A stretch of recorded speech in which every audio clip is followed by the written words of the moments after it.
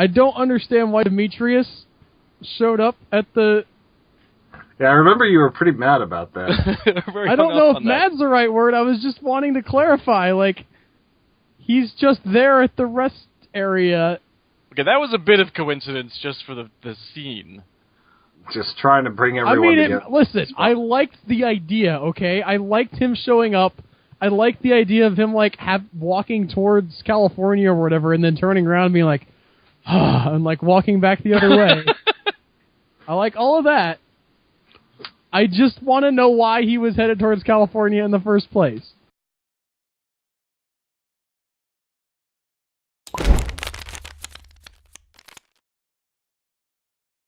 We could have had the mysterious voice call him. I'm sure at some point he figured there was someone mentioned something about California or the West, or he has a tracking thing on something or something, somehow. In all of that, there's no way he knew California was being in play. It's so locked down I can't pick a color. He fired Maggie. Like, it's not like he thought that she knew something important. But he was there when Kitty Perry came in and with her army and knocked the staff out of his hand and then gave it to Joby. They didn't say, like, we're going to California. They didn't go to California. They were headed, like, they're not going to tell him where they're going. He's a nuisance and annoying. He started on the West Coast, or on the East Coast. Yes. He passed Salt Lake City to get to the rest area where Maggie and Wilbur are. Like, he had to have been heading for California. I'm just pointing out, there might be some problems okay, that's a little more plot. specific now. I get exactly what you're going for. At the very least, he should have been heading to Salt Lake City, because that's where Kitty Perry was going. I realize that this is a completely ridiculous story. But I feel like that we've been pretty consistent with people's motivations and stuff. I agree. Maybe he was going to the tar pits to recover another dinosaur. Like, he was on the verge of becoming, like, in his mind, like, the ruler of the dinosaurs as he resurrects them and leads this cult. And then he just completely gets crushed underneath them and realizes he's just a nothing. And that without the staff, he's really a nothing, and that they're just doing things without him. So he's kind of, like, gulping along, trying to get back what he had. And the only thing he has going for him is his office class. And he's not doing real well in that. Yeah. He's studying Windows his PC class? Yes. Never forget. That's going to come around at some point. Someone get hacked. There's going to be a PC with Windows 95 on it. Like, I know this. Somebody compile the spreadsheet. We have to know the code.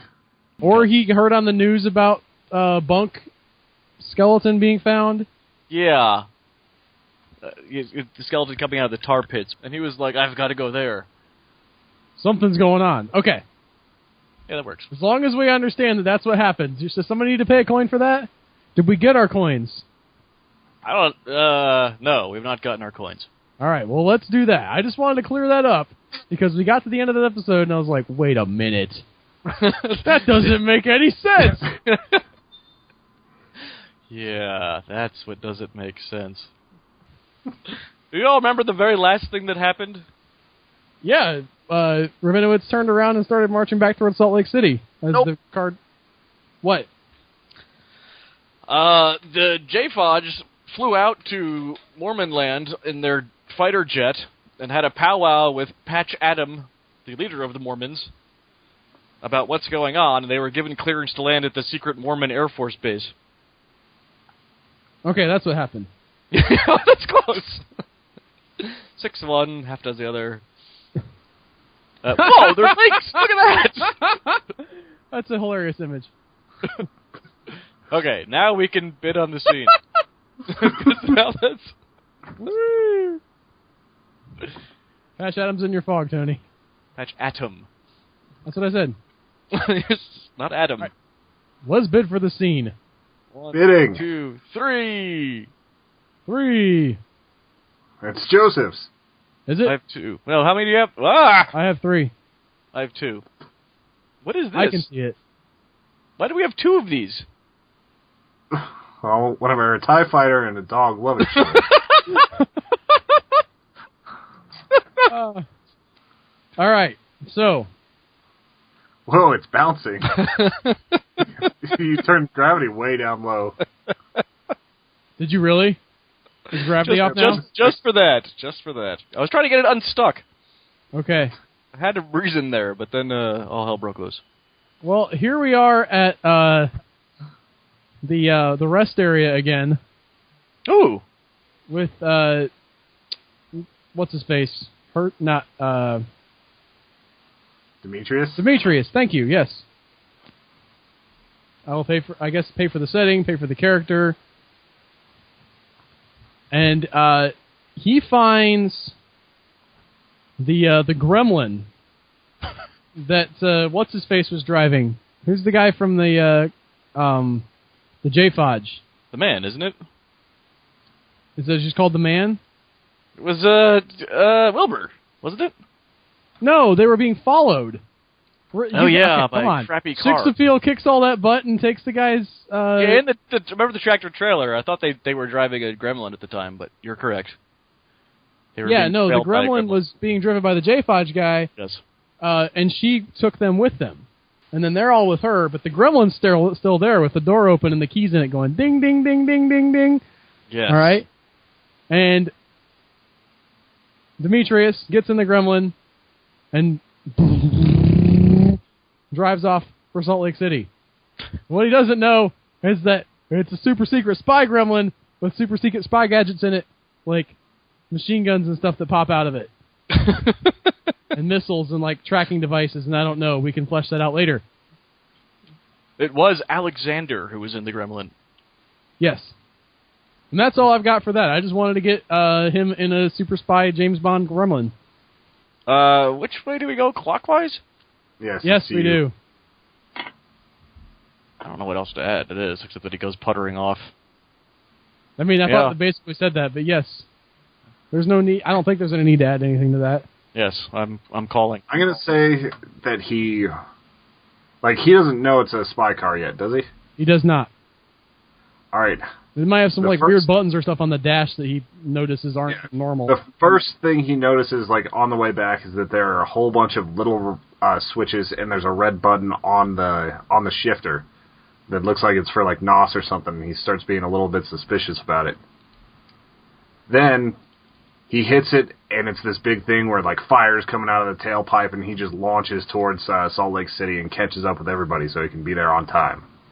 So has he caught up with Maggie and Wilbur and Alexander? He is keeping at a good distance. Oh, so he's tailing them. He has not he's not challenging them directly because he's not stupid. Yeah. Well, despite what we've done to him. He's kind of stupid.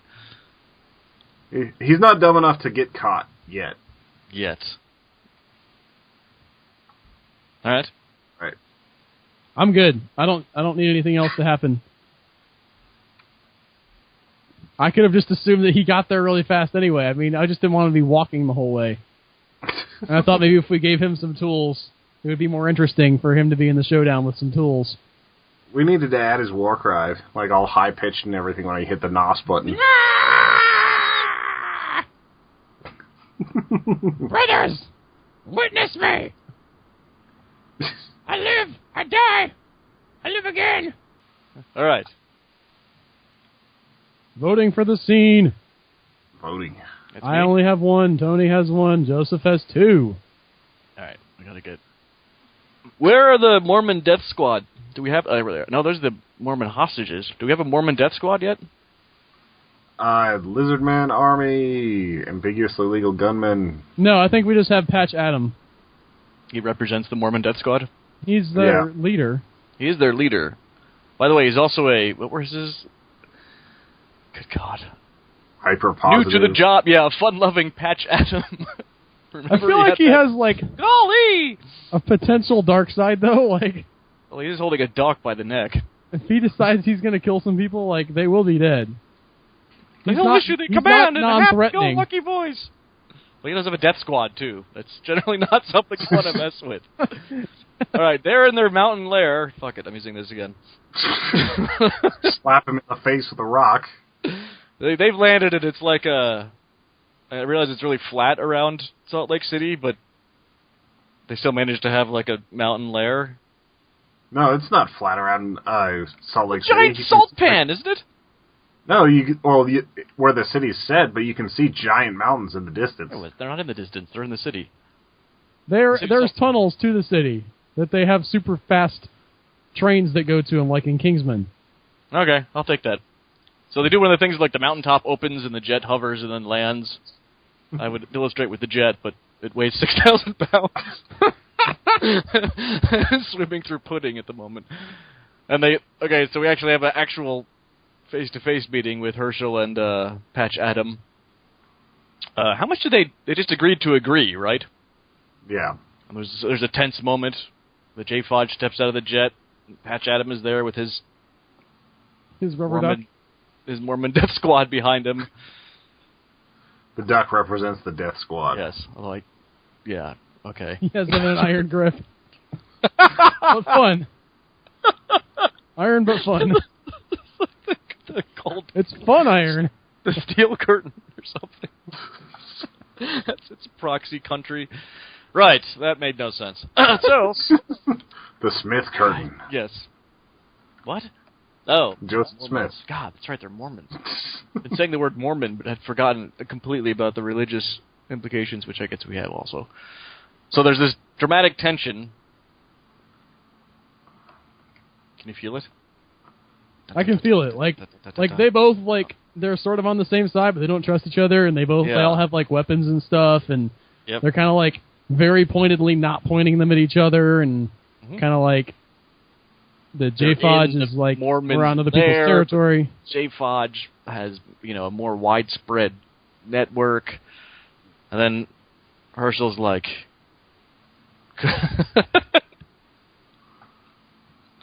Oh, God, I can't possibly... Now I forget my Jewish words again. God damn it. You have looking at your Yiddish, dictionary? What is it? It's, Mensch. Herschel's like, Mensch, code Mensch. Which means, good guy. I think. Stand-up guy. Yes. You're not wrong. And, the tension drains out of the J. Fodge side, and everyone holsters their weapons and puts them away, and then this causes the Mormons to holster their weapons and put them away. So we have a peaceful interaction going on, keyed up by Herschel standing down. He's like, all right, what's going on? Where's Tunk? And Patch Adams like... I can't do the voice on key. What did we decide he's the Beaver? What? Yeah, from Leave It to Beaver, he had that 90s, 50s kid, golly! Yeah, the golly gee willikers. We kept also slipping into an insane clown. Which I guess works. I kind of like the idea that he just points at the floor. He's underneath us.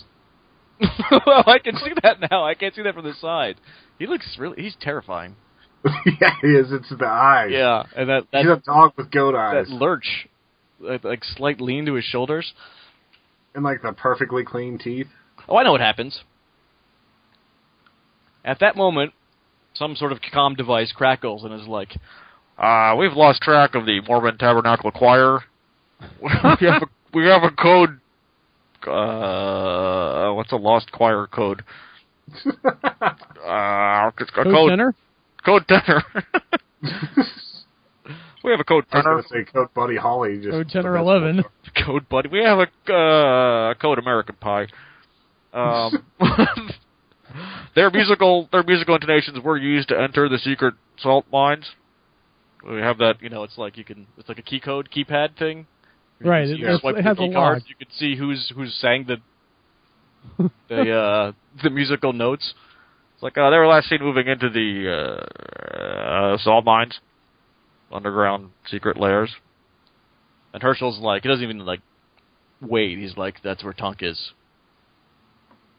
Already a step ahead of Patch, who doesn't quite know what's going on. And he's like, look, we got to get down there now. And since he's trustworthy, I'm looking at his stats now. Who's trustworthy? Patch Adam? Herschel. Herschel's a stand-up guy. Always keeps his word. Okay. He is another mensch. Yes. Patch is all right, we're going to follow your lead on this one. Call the ball, Herschel Rabinowitz. And that's all I have for that. And you're in the fog. Alright, so you have, cuts to like some crazy montage of everybody loading up into trucks and jets and things and helicopters. What are they going to do in a helicopter? They have an underground train, remember? Oh yeah, never mind. They all just get in the train and like, mind the gap. The trains, and, like, strapping in alien style to ghosts or something. And you see like the backup tabernacle choir putting on their vests and getting their guns and everything ready so that they can actually like break through the door. The understudies? Yeah, the understudies. And then it's Al's turn. Oh, thanks, man. I'm glad you contributed so much to that scene. Yeah. Carrying the water as always. Well, okay. I was kind of expecting you to go further with that, so All right, so they're headed down to get Tunk. Where is everybody else? Let's see. Demetrius is outside the city. The dinosaurs are in the train car, right? Kitty Perry is, yes. But with her Dino Army and Cultist number 3. Cultist number 3, yes. She has some dinos with her. She didn't go by herself. Yeah, like they all wrested the staff away from... I think it's possible that they're scattered throughout the luggage.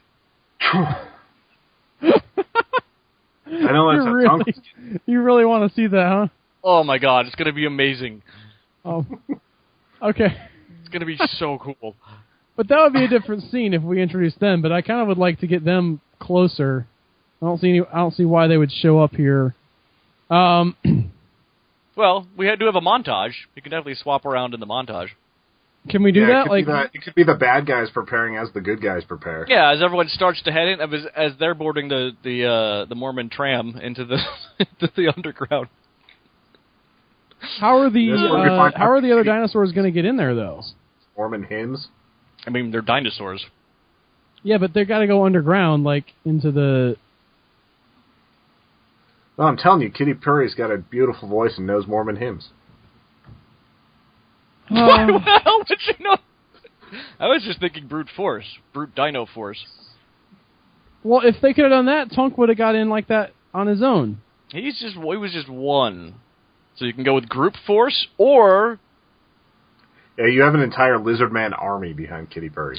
You can follow the fight and have the fight blow out a wall into the mines. Or she could find out about like the Underground Railroad and like follow the other people in. Oh, okay. I know what I'm doing. All right. So they're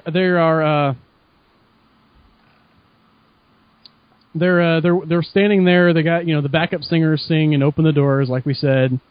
Everybody's got their guns and they're getting ready to go in.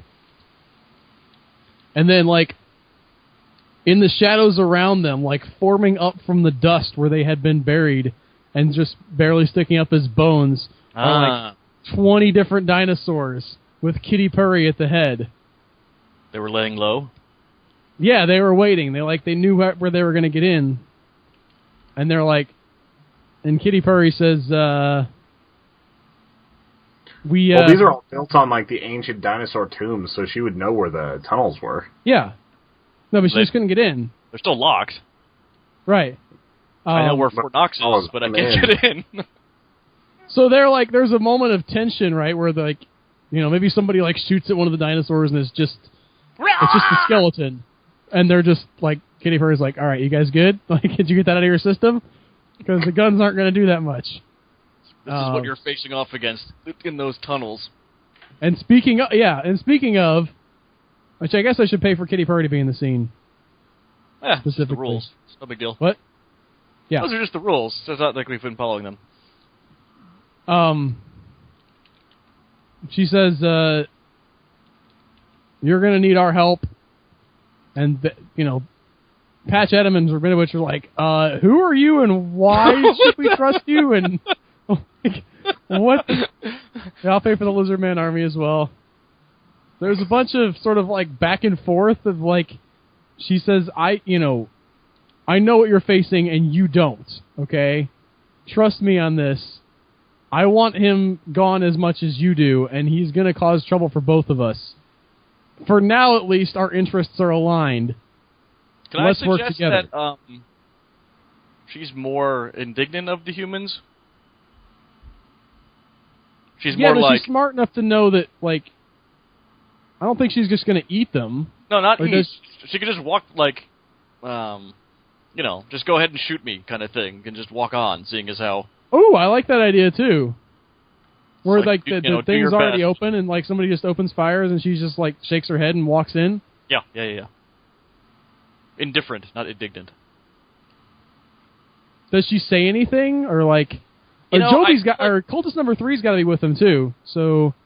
Because they need the staff there to sort of...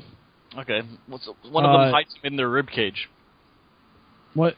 Like, they could use that as, like, the reason why they should trust him, because she has the staff. She could show it. No, she can't she can't have the staff.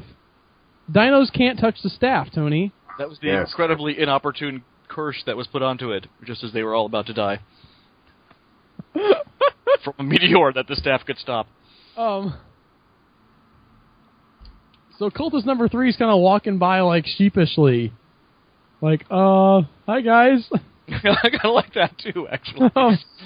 Because he actually can get shot. Like these decked-out camo, full-on submachine gun geared up people have, like, just fired at these dinosaurs and done nothing and watched them pass, and then he's like, do-do-do-do-do-do, I'm with them, blah, blah. I feel like that at this point, though, like, if Cultist number 3 is walking around and he's the human, like, Patch Adam, it's got to be Patch Adam. Patch Adam, like, grabs him, like, puts the situation together. Patch Adam grabs him and just, like, holds a Bowie knife to his face. He's like, hold it right there, guys. Golly, we're going to have to ask you to stop if you don't mind. I like that.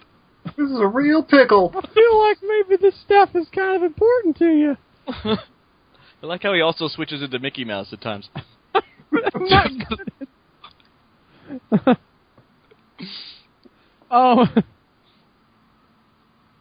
like, we can do this the easy way or the hard way. And so, then I pass it to you, Joseph. Yeah. Right. I meant to give you your face. And apparently, Patch Adam has a rather large hitbox. Yeah. Yes, that was what was causing the problems earlier. No, I know, that was what I was referencing. Oh. Okay. Yes. Hitbox. He's also gone. He's in somebody's... There he is. Again, with the casual indifference, Kitty Purry is just like, look,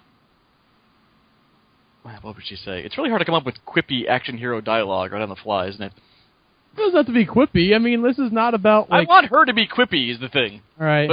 But I never am able to deliver the lines, and I just come up with, like, She could be making fun of him and just be like, gosh, you got us by the staff. No, because I like the idea that he can actually be threatening despite the fact that he's not threatening at all. Yeah. What? How did that counteract any of that? No, I'm saying to what Tony said, like, where she, like, makes fun of him. I don't think that even if she's indifferent to him, she's not going to mock him. Well, here's the thing. She knows that they need her. She's clearly got a display of force. She's like, yeah, great, don't kill him, but, we need your help and you need our help, so can we just get the hell down there and stop all this crap?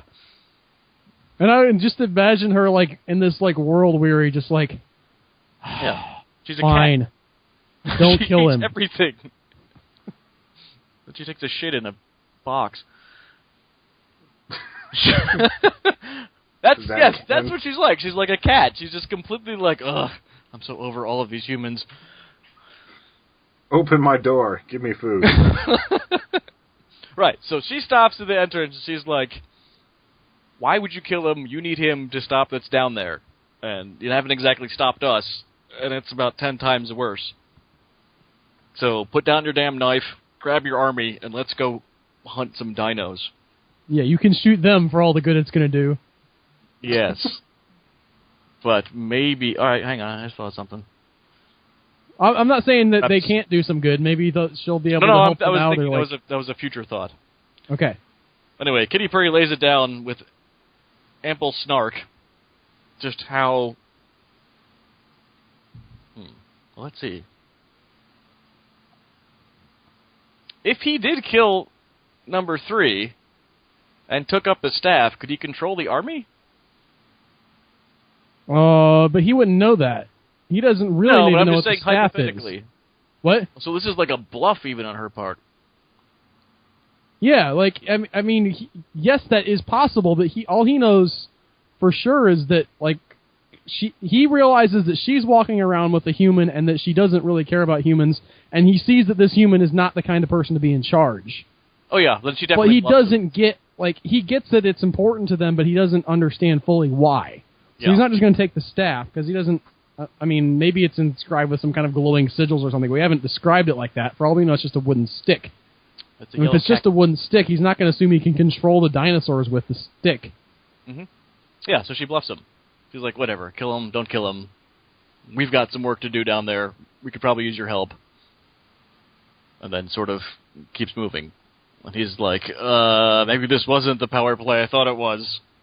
And then let's go of number 3 and... Kim and Herschel rally their guys and follow after Kitty Pryde into the salt mines. Which... What if he... Okay.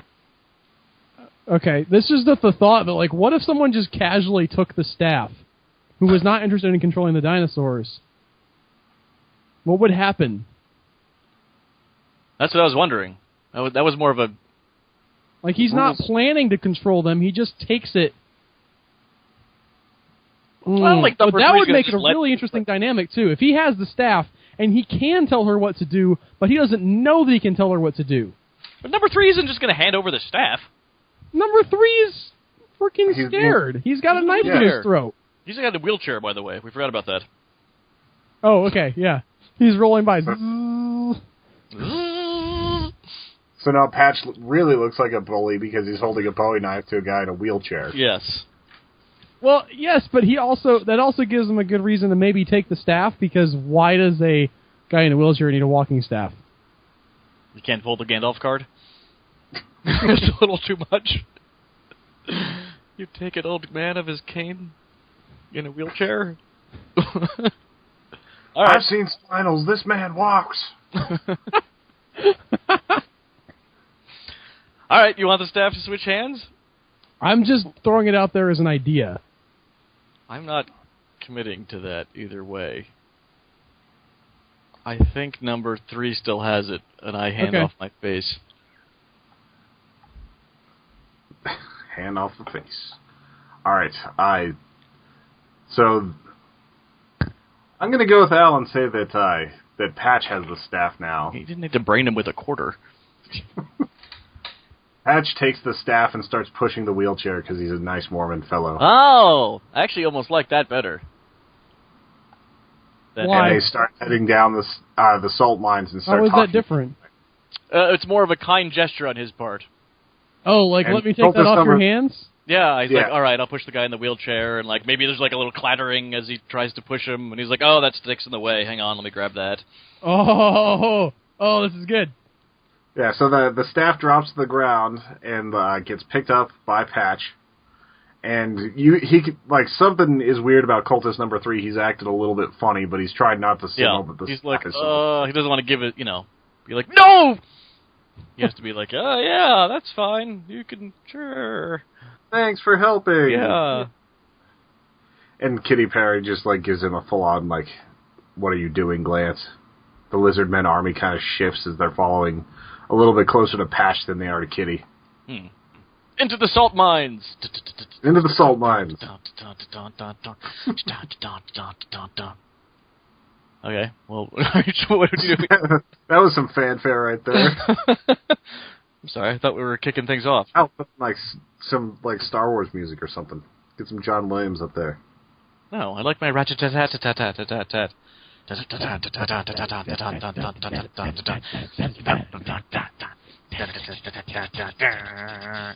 The return of Sweet Beats Bird. That's a completely different beat. Joined by JD loving stuff. No, I imagine it like the drum riff from Charade when she finally figures out like kind of what's going on. You guys seen that movie? No. No. Oh, okay. Never mind then. There's a great just like driving like Probably just blew like two people. just like running away and stuff. The Venn diagram of people who watch our Universalis videos and people who have seen Charade. Yeah. That crossover just had their minds blown.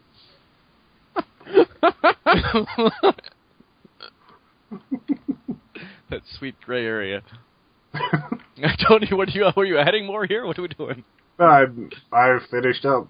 I think that's either Steve or Al's turn. You know, I don't know. I'm willing to let the scene end or pass it on to Joseph. Well, as far as I know, we don't have much more to go. I'll take it. Do they get to the door? They're through the door, aren't they? Yeah, through the main singing door.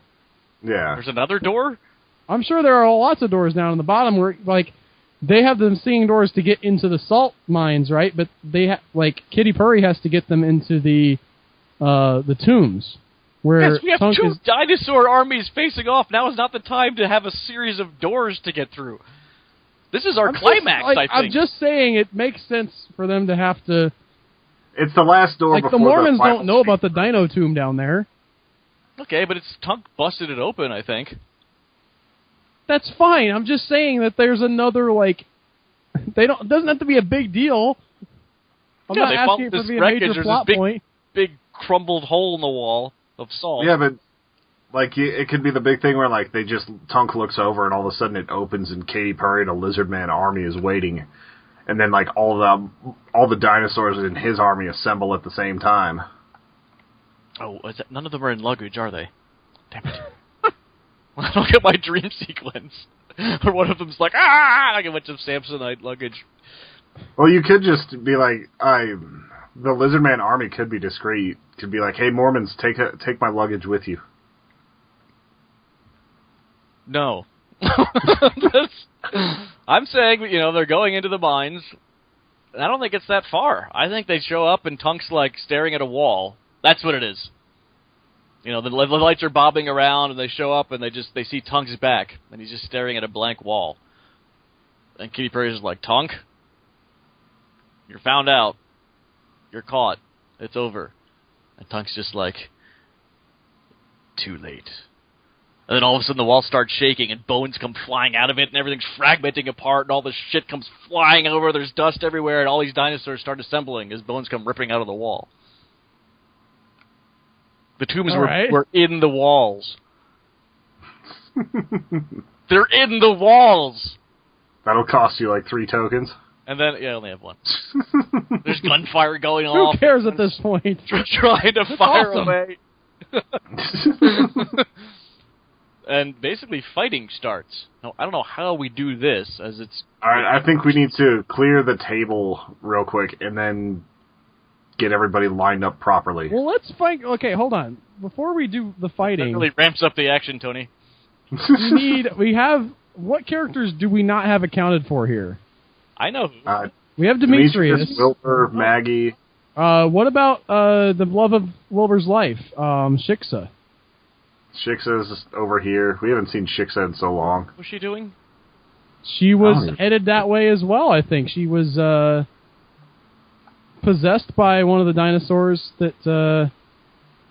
what happened with... It was... I have no idea. What the hell did happen with Shiksa? It became more fun to have Tunk kill people. Oh, Shiksa killed Bunk. Oh, that's right. Yeah. And then she was like, she could kind of resist, so she had a little bit of control over it. Yeah, then I realize that you want to end this, Joseph, but like we need to have all of our... build up to this! We need to have all the pieces in place. The story's begging for the climax. I agree. But, right now we have a firefight. It can spill out into the streets. Listen, I'm not saying no. I'm not saying we can't have these guys fight. I'm saying let's have an idea of where our other pieces are so it can make sense for Demetrius to drive up in his gremlin and start shooting rockets out of the headlights. That's exactly what's going to happen. I don't know who he's going to shoot with his car. I had completely forgotten that Maggie existed as a character, or Shixa. But yes, you're right. She should do something. Where is she even? She's over here. She's the green token. Good lord, what has she been doing? Oh, and they have Bunk's brain. Keep that in mind. Who does? These two? Yeah, they have Wilbur Bunk's and brain. Maggie? And Bunk is Tunk's brother, and maybe there's some connection there. Like, she'll be like, I have his brain. Maybe if you spirit dinosaur brains on you, you can punch the dinosaurs and they die. I was thinking Joby and then Bunk comes back. Vulnerable. Yeah. The staff could make them vulnerable, too, as well as controlling them. That's what I was toying with. Alright, we have kick-ass action. Everyone imagine that. Alright, and then we can have things split off into separate fights as people are running and chasing other people and stuff, and then bring in the remaining bits. Okay, well, here's a question about that action, though, because Patch Adams still has the staff. Uh-huh. But he doesn't know what's going on. He doesn't know what's going on, but he can. How many of these dinos can he command? All of them?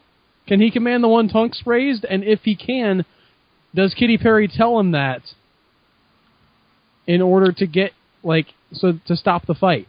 Okay, well, the bones flying out of the wall is a lot of chaos. Right. So that can disrupt a lot of things. Also, everyone with a gun starts firing, pretty much. And they can do some. I mean, they can chip away at stuff. Yeah. And I guess if a bone breaks or whatever, completely, it falls out of the skeleton and becomes, Well, it's like the only way the lizards are going to do anything to each other is if they just kind of pound each other into dust and just start snapping bones and such. Yeah. Ripping limbs off. Yes. I love the idea of, dinosaurs, dinosaur skeletons fighting and, falling apart and reforming around each other. Yes. I mean, that imagery... You like that? What? I really like that, but then we have a fight that's pretty much meaningless. Well, that's what that's what we got to work out here, Tony. Yes. Or Joseph, whatever your name is. I know. I was thinking out loud. No, I understand that too, but I mean that is the problem that we have because since they are sort of immortal dinosaur skeletons, we don't actually have a way to kill them yet. We do have a way to control them, and maybe there's a way to kill them built into that control device. And again, it depends on... they can be killed because Bunk is dead. Yeah. Well, that was the voodoo. What's-her-face? Shixa, the thing inside of Shixa was sort of a wizard of sorts. A court magician. Okay. So she had some stuff. Ooh, maybe that's where Bunk's brain right? comes in. All right, How about Maggie? Maggie has some powers too, right? Because she's been keeping herself alive all this time. Yeah, that bacteria that's 8 billion years old. Not bacteria. Not midichlorians. Right. Come on. Well, you said she existed throughout time since the dinosaurs were around. So she's been in a lemur, and then in a fern, and then in a... Bacteria could have been in there. I'm going to say that the dinosaurs can do damage. If I had any coins, I'd put them down. Yeah, they just have to snap bones and things like that. Yeah, there's a main vertebrae, and if stuff gets snapped off of that, it's... We'll put it this way, it's not good news. I don't know if you can reform a broken bone. Or if you just take the top of the head off. Yeah. It's like if another one jumps on the other and then rips the top of the head off and, bashes it on a rock. Yeah. The bullets don't do much, A, because, there's no organs to hit, and B, the bones are fossilized and hard as hell, so they just sort of chip and fly off. So the humans are at a severe disadvantage. But, 2 grappling dinos, I'm going to say one of them can, at the very least, maim or... Just imagine fights where they're, beating the hell out of each other, and then, they grab another dinosaur's arm and slap it into their shoulder socket and start fighting again. But slowly the numbers are dwindling because things are getting beat until they can't even move anymore. Say if the bones are broken... Broken bones are no longer on the table. Okay. Does that work? For the hand-to-hand? I mean... I guess. Again, we have our, what is Maggie doing? Yeah. Oh, okay, I'm not saying it's easy. I'm not saying that it's just them ripping into each other. But I don't want this fight to be just, I kind of like the idea. Okay, that's one way to bring our other characters in, though, because if the dinos, like, realize that physical combat isn't actually going to win them, you know, like, Tunk wasn't planning on having to fight other dino skeletons. Right.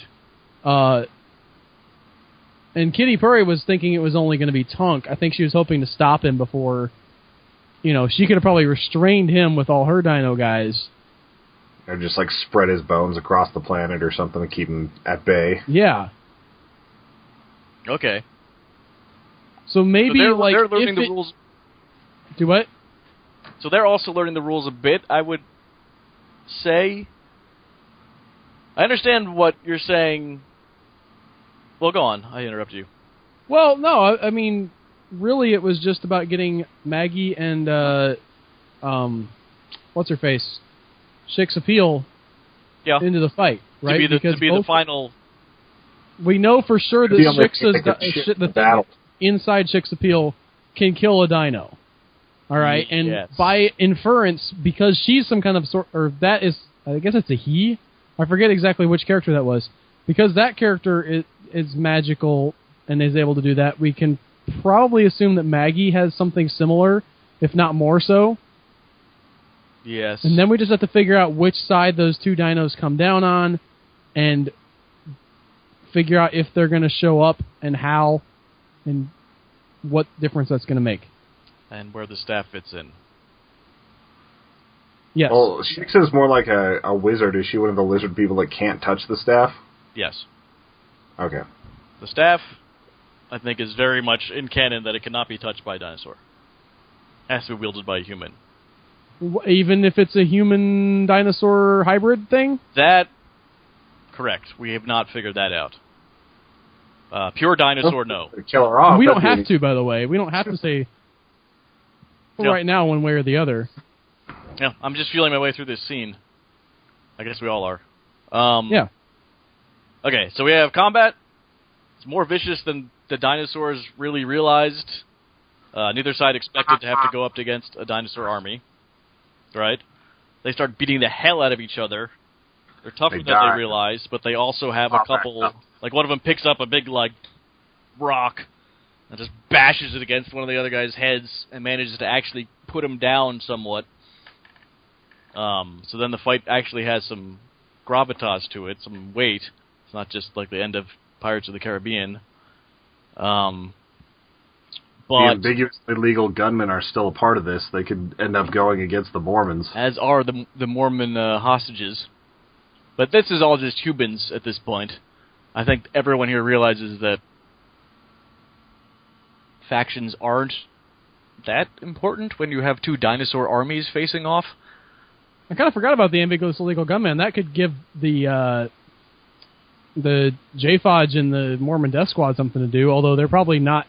There aren't that many of the ambiguously illegal gunmen, so... Yeah, and as I said, everyone on one side who has a gun flips out and starts firing at the dinosaurs to no avail. But yes, it's possible that there could be some gunplay between the Mormons and the ambiguously... I cannot say ambiguously legal gunmen. I want to quote that Saturday Night Live cartoon. The ambiguously gay duo. The ambiguously gay duo. Right. How about the staff falls to the ground? Why would Patch drop it, though? Like, maybe he's trying to kill dinosaurs. All hell's breaking loose at this point. Like, the walls just He doesn't know it's an important stick. He just thinks it's something that he was helping to carry. Like, he's not going to guard it with his life at this point. What if one of the lizard men tries to attack him, and because it's the only thing he has in hand, he hits it with it, and the fossil crumbles? Too powerful. Realizes what he has. Then he just runs around tapping dinosaurs. True. Well, I think he... Or what if the dinosaur just kind of charges in the other direction, just like sees it, starts backing away, goes back into the fight? Better. Maybe Tunk says something stupid like, "Why did you let him have that?" Yeah, that's not bad either. What's her face? Kitty Purry. And Kitty Purry's like, "Dude, shut your mouth." Have what? He's like, why would you give that relic of our people to the blah blah? The Staff of Power. Why does he have it? She's just like, Yes. oh, no, we're in the middle of a fight here. Controlling dinosaur armies. All right, I also like the idea of as the fight progresses, it starts to break off and split up. So we can have more, go back to scene by scene, and have some showdowns. Does that sound? All right, yeah, Makes sense. It does. I think that Tonk figures too. Like, he's not smart, but he knows that, like, he can, if his guys can get to the surface, they can do more damage. Yeah. So, like, even if they're not able to damage each other, like, Kitty Purry isn't necessarily interested in letting them get out and spread out. Yeah. Plus, I mean, some people run, some people chase them. It's very natural for things to start to scatter. The humans try and get away from the other humans with guns, and the dinosaurs probably, because they're freaking dinosaurs. Yes. So things start to break apart, and I also really like the idea of a family of Mormons enjoying an ice cream outing, and all of a sudden, this dinosaur head rips up through the pavement of the street outside, screaming, and then gets dragged back down, and another one pops out, and then this big fight bursts out of the street. Water mains breaking. And they're is it still nighttime, or are we now in daytime? I have no idea what time it is. Well, if they're having a picnic, I'm going to say it's daytime. Yes, clearly it's daytime. In that scene. I like the idea, the visuals of this fight spilling out into Salt Lake City. You see one of the Mormon guys charge out of a building and fire a full clip of M16 rounds into a lizard that's stuck on coming out of a sewer or coming out of the ground. Yes, you're getting it. Yes. Diving back in. There's some great visuals available here. Also, if they have explosive type ordnance, that could be effective against the dinosaurs. If we're saying that their bones can be harmed and they will be harmed or at least impaired. Yes, if that happens. Still tough as hell though. They have to be very tough, otherwise all of this just sort of goes back to being moot. Okay, so we've got...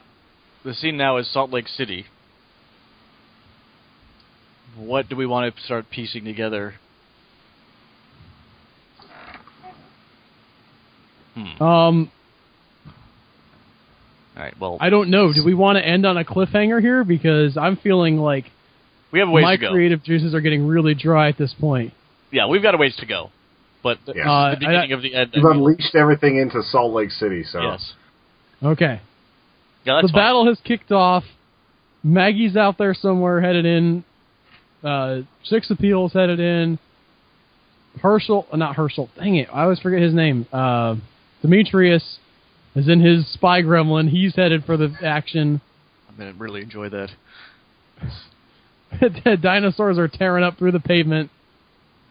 What happens next? We don't know. I'm gonna raise the stakes.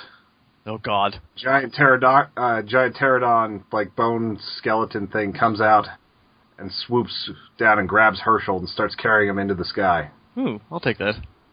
I like that. Okay, I like flying dinosaurs. And it's really perplexing because people are looking at something that has no wings, just flying around. Yes. Well, it has the little bony things.